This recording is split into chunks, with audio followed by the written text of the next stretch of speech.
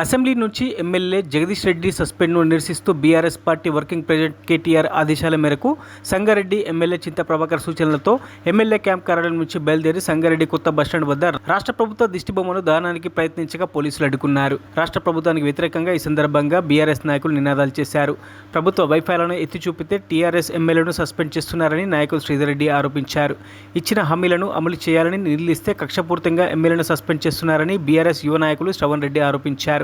ఈ కార్యక్రమంలో పట్టణ కార్యదర్శి నరసింహులతో పాటు శ్రీధర్ రెడ్డి, శ్రవణ్ రెడ్డి, పాండురంగం, అజీం, విఠల్, ఆంజనేయులు, సమీ, శేఖర్, పరశురాం, అఖిల్ తదితరులు పాల్గొన్నారు.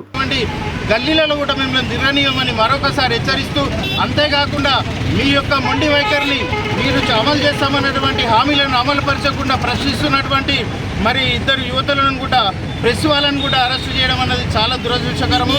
ఏదైతే మీరు ఇచ్చిన హామీలను అమలు పరచకుండా గొంతులను నొక్కేస్తామన్నటువంటి ఉద్దేశంతో అరెస్టులతో మీరు చేస్తే ఎవరు కూడా భయపడేటువంటి పరిస్థితి లేదు. ఇప్పటికైనా మీరు ఆలోచించి చేసే హామీలను అమలుపరచండి. మొన్న ఇద్దరు యువతులు మరి ప్రెస్ వాళ్ళు కూడా మరి గ్రామాలలో ఉన్నటువంటి రైతులు, యువతులు బాధపడుతున్నటువంటి విషయాలను ప్రెస్లో చేసే వారిని అరెస్టు చేయడం జరిగింది. అరెస్టు చేయాల్సిన అవసరం ఏముంది?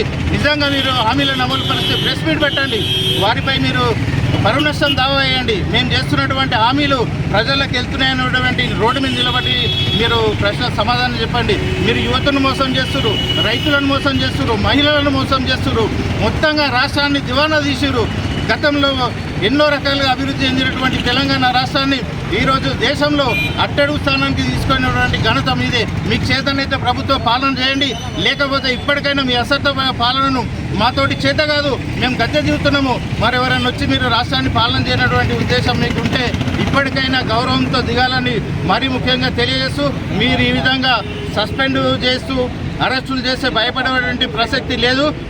రాష్ట్ర ప్రభుత్వ వైఖరి ఎట్లుందంటే సామాన్యమైన ప్రజలు కూడా అసహించుకునే విధంగా ఈరోజు రాష్ట్ర ప్రభుత్వం వైఖరి ఉంది. ఈరోజు ప్రశ్నించే వాళ్ళను ప్రతినిత్యం ఏదో రకంగా అడ్డుకుంటూ మరి అరెస్టులకు గురి చేస్తూ మరి ఇబ్బందులకు గురి చేస్తూ, అదేవిధంగా ఈరోజు అసెంబ్లీలో కూడా నిన్న మరి జగదీశ్వర్ రెడ్డి గారు మాట్లాడుతూ ఉంటే దళితుల్ని అవమానించారని ఒక ఇష్టానుసారంగా వాళ్ళే ఈరోజు అవమానించారని చెప్పి సభ నుంచి సస్పెండ్ చేయడం జగదీశ్వర్ రెడ్డి గారిని ఇది సరైన పద్ధతి కాదు.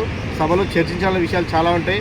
దాన్ని ప్రశ్నించే విషయాలలో ఈరోజు ప్రభుత్వం తరఫున ప్రభుత్వానికి ప్రతిపక్షం తరఫున ప్రశ్నించే వాళ్ళను గొంతును అడ్డుకునే ఉద్దేశంతోనే ఈరోజు అరెస్టు చేయడం, సస్పెండ్ చేయడం లాంటివి చేస్తున్నారు.